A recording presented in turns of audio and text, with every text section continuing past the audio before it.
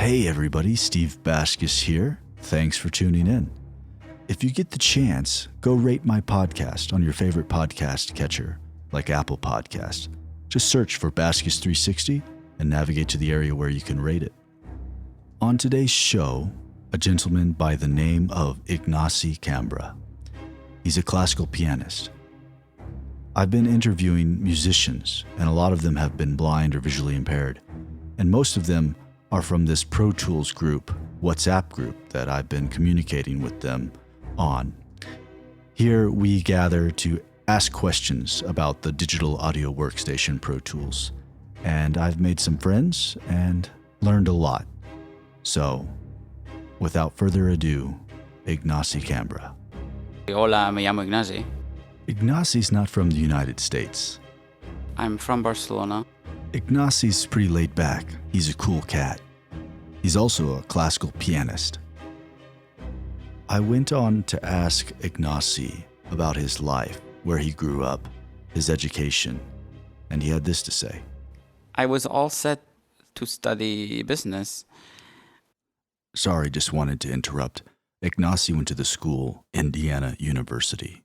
I was even already enrolled in school, but I just sort of out of curiosity and for fun more than anything else, just to see what happened, I had applied to the music school there, which for many years now, it's been considered, by all these weird rankings and whatever, to be the best music school in the US. But that is absolutely not necessarily the truth, depending on what you're looking at. But anyways, I had been there for a summer camp or something.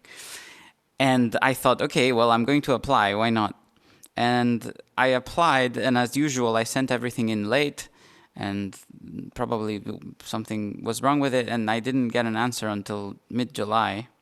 As Ignasi explained his schooling, I wanted to ask him about his younger years and where he went to school when he was a kid. I went to the French school here, so I was educated in the French system all throughout, since I was 3 until I was 17. Then I left. I went to the US. So to give the listeners some perspective, I'm interviewing these blind and visually impaired musicians and music producers because I'm trying to shed light on who they are and how they've become educated in this art of recording audio. Ignasi goes on to explain how he got involved with recording with the software program Pro Tools and how he met Slough Hallaton, who's one of the juggernaut movers, shakers for making Avid Pro Tools more accessible. Basically, what happened with me is that about, 3 years ago or so, I don't know how, but I read somewhere that Pro Tools was accessible. And I had always enjoyed recording and I had used Reaper to some extent. But then I realized, okay, well, I want to learn this. I asked Ignasi if music was real important to him from a young age, and he went on to explain. It's not like I had this sort of vocation to music where I knew it was going to be my thing. Actually, not at all.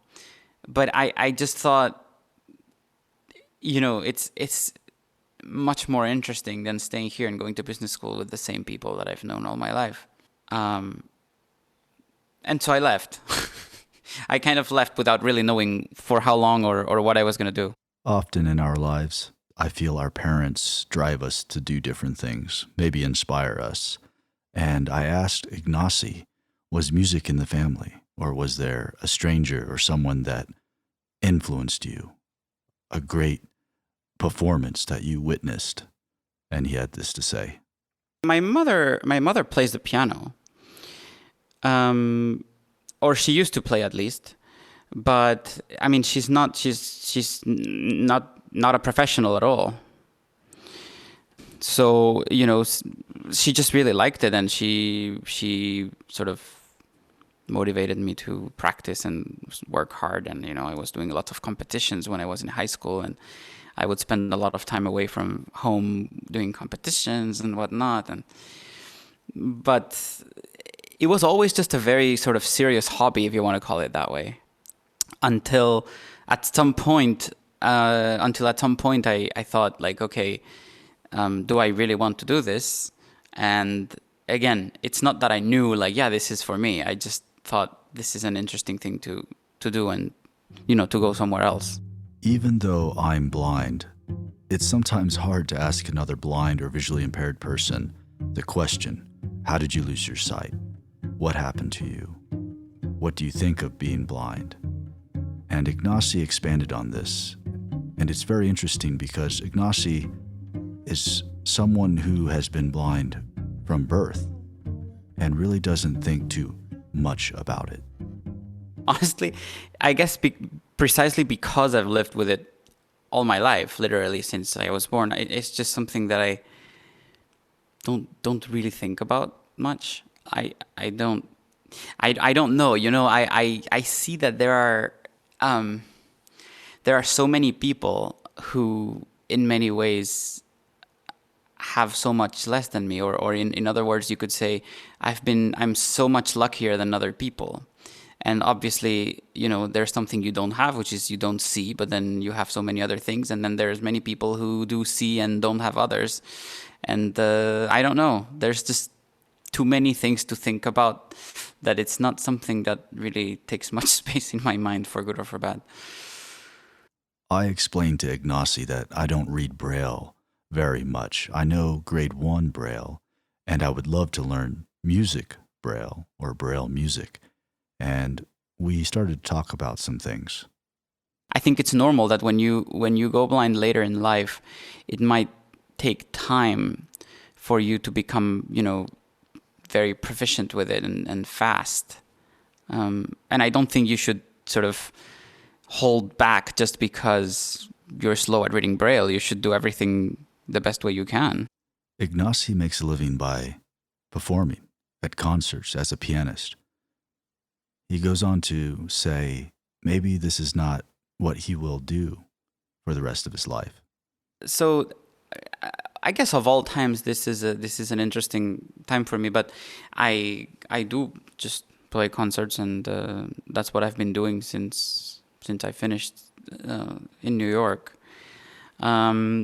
What's also true is that I guess I would say like 2 years ago or so, I've been thinking like, is this all I want to do? And I'm constantly sort of thinking and looking out for other things to either complement what I'm already doing, or like I can be quite random. Like I can totally see myself doing something completely different in 2 years, or not. Like it's just, I don't really know.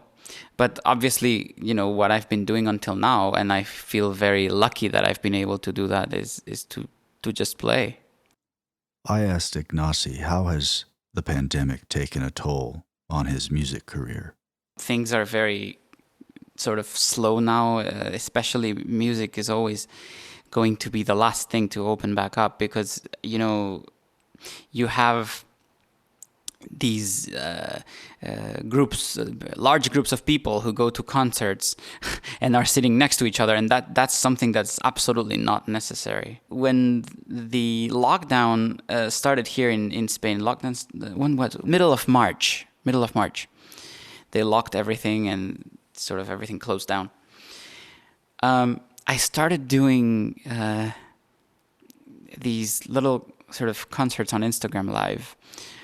I don't know. I just thought I would do it.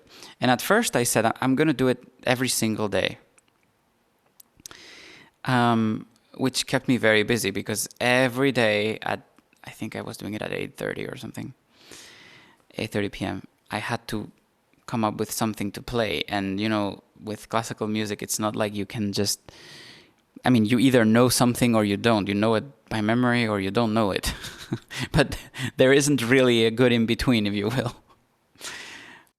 I asked Ignasi about his musical instrument, the piano. The piano that I have here is a Bösendorfer. This is a piano that actually used to be in a concert hall in Barcelona, and with the financial crisis, I think it was in around 2011 or so. Maybe it was a little later, but that hall closed down because it was owned by a bank. In my mind, I imagine Ignasi playing in these magnificent concert halls in Spain and Europe. And I asked him, are any of these performances very memorable to you? For example, one time I went to play at the United Nations, which of course is an experience to remember. And they had a very sort of special, ornate Steinway that was built for the UN, and that had all these signatures by basically everybody who played on it, people like, I don't know, Horowitz and who knows. The first time that I played in certain halls that I used to go when I was little, where it's like, I would never have imagined that one day I would have my own recital here. The main concert halls in Barcelona that I used to go all the time with my mother as a child, and now all of a sudden I'm there playing or playing with the Mariinsky Orchestra, for example, in Russia, and playing at the Mariinsky Hall. Things like this. Those are things that maybe, to the general public may not seem as exciting as going to play at the UN, but professionally speaking, those are, for me, I guess, very important sort of accomplishments. Ignasi had a few last things to say. Once you've seen something and you think you know enough about it, you immediately start looking onto the next thing. And that's not always good, but at the same time, it's also not always bad. I guess the thing about weird, strange times like this is that there's some opportunities out there, which doesn't mean that we know where or what they are, but they do exist. So, we just have to try and find them. Hey, thanks so much for listening. Please share the podcast with your friends, family, strangers, whomever, and rate it. Go visit your favorite podcast catcher and find the area where you can rate the podcast. I would greatly appreciate it. And if you know somebody that would be a good guest for the show, feel free to send me a private message, steve@baskis360.com. And check out the website, baskis360.com. Until next time, this is Steve, signing out.